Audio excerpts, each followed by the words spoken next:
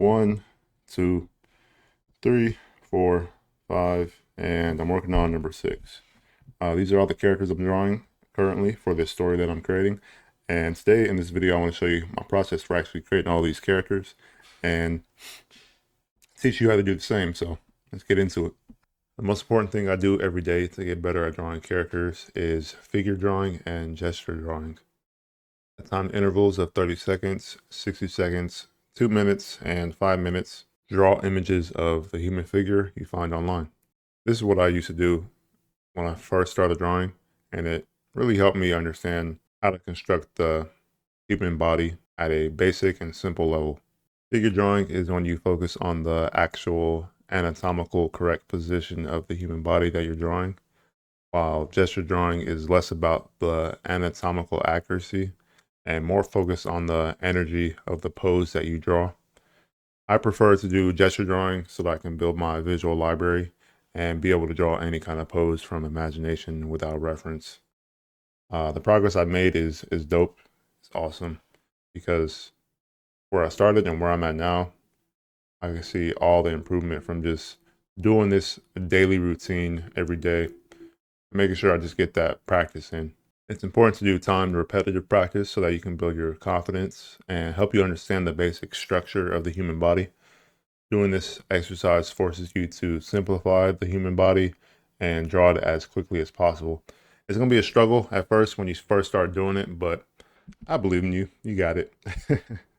Here's an example of my character, Torrent, and how I'm using my knowledge from gesture drawing and figure drawing to actually construct the human figure basically without any reference.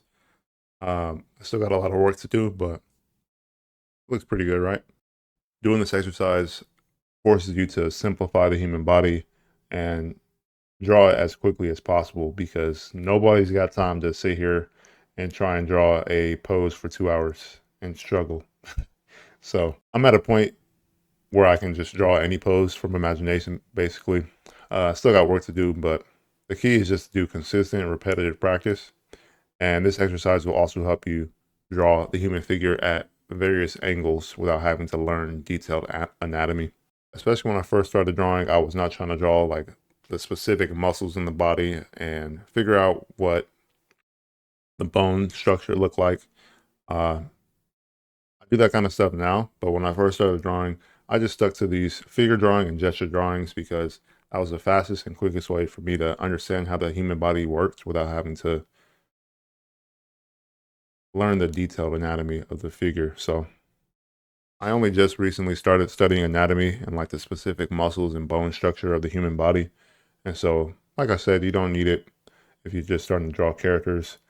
Just do some figure drawing and gesture drawing as a daily routine for like 10 to 20 minutes. Making practice fun will not only help you draw every day, but it will also encourage you to practice more often. When drawing becomes fun instead of a chore, I find myself drawing even more. So you just got to change your mindset on the difficult things that you're drawing. Instead of saying you hate drawing hands, say you love drawing hands, and then go draw 100 hands in your sketchbook. No matter how long it takes, go draw 100 of whatever you're struggling to draw, and make sure you have fun with it. Another way you can have fun with drawing studies is to incorporate your drawing practice, your drawing studies into the fictional world that you are creating. As I draw people, landscapes, and environments, and the architecture, I think about how I can implement what I'm studying into the world that my original characters live in.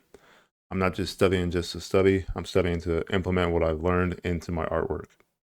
Here's an example of a page in my sketchbook where I was drawing some architecture, medieval buildings, and like castle structures to understand like the feel for the world that I'm creating and like what it actually looks like.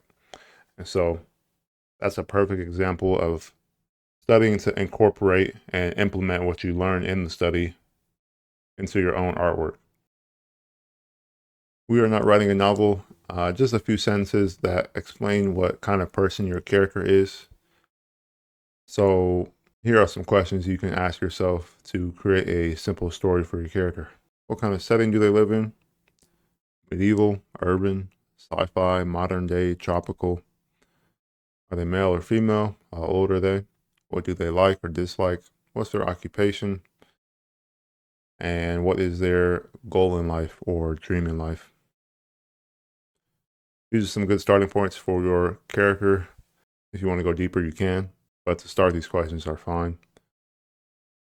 With all 6 of these characters that I've drawn, I am making sure that I know their backstory as basic as it can be. And having a story for your character just makes this whole process fun in it of itself, right? Like I said, you want this to be fun when you draw, especially when you draw your own character. So you don't have to have a whole novel written for the character, but just a basic character description will work. Here's an example for my character Omari.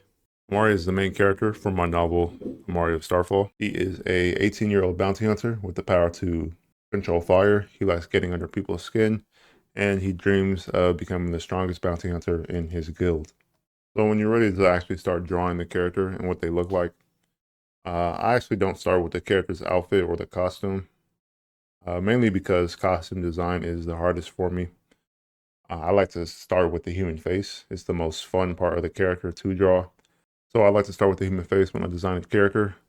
I let the future me handle the outfit design.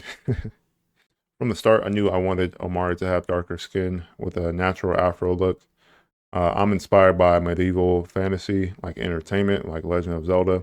And so I want to make sure that Omari fits into that setting, into that medieval fantasy genre.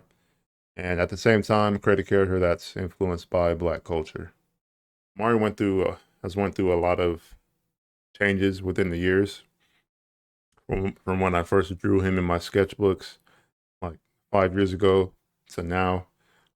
He's gone through a lot of changes, but I think I've solidified this design for now, mainly because of my use of reference. And so gather some type of reference board where you can put together images that match the tone and mood for your character. And so here is the reference board for my character Torrent. You can see in the background here, I was trying to figure out the design for his face. Like I said, that's my favorite part of the character to draw. And so as you can see in the top left corner, I have my reference board up using PureRef for my character Torrent. I wanted his design to be based off of a shark tooth, maybe like a tribal setting. He's from like this tropical environment, and so I've gathered reference around that kind of theme.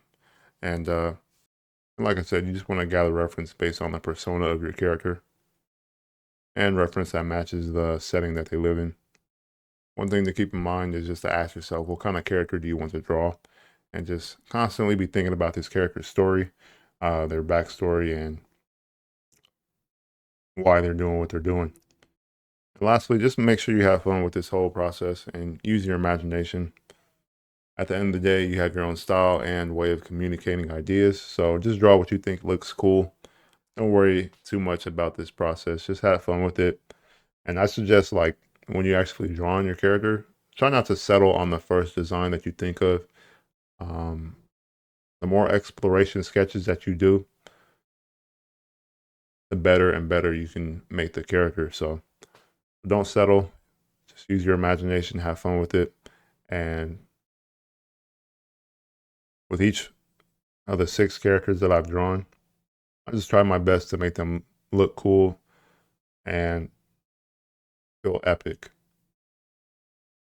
So as I continue to keep drawing more characters, I just want to push my limits and just like make characters that look even more epic. Because an epic story needs epic characters, and I got lots of cool character designs that I want to draw. So thanks for watching. Hope this helps you.